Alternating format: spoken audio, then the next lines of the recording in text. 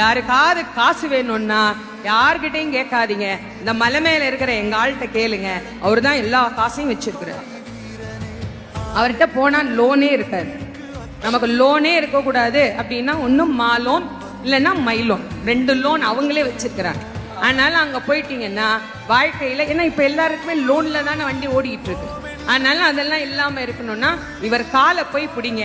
என்ன கேட்டாலும் எங்க அப்பன் முருகன் கொடுப்பார். நீங்க என்ன வேணாலும் கேட்டு பாருங்க. நீங்கள் அவன் காதில் விழும்படியாக கேட்டு பாருங்கள், அவன் கண்டிப்பாக தருவான். நிறைய பேர் சொல்றாங்க, நாங்களும் கேட்டுக்கிட்டு தாங்க இருக்கிறோம், எங்களுக்கு அவன் கொடுக்க மாட்டேங்கிறான் அப்படின்னா, இறைவன் வெளியிலிருந்து நாம் கொடுக்கின்ற எந்த பொருளையும் தனக்கென ஏற்றுக்கொள்வதில்லை. நானே தயாரித்து ஒன்று கொடுத்தால் இறைவன் அதை ஏற்றுக்கொள்வான். நிறைய பேர் நான் கூடையா பூ வாங்கிட்டு போறேன், நான் அப்படி அபிஷேகம் பண்றேன், இப்படி அபிஷேகம் பண்றேன், எல்லாம் வெளியிலிருந்து வந்தது தானே, நீங்களா என்ன கொடுத்தீங்க?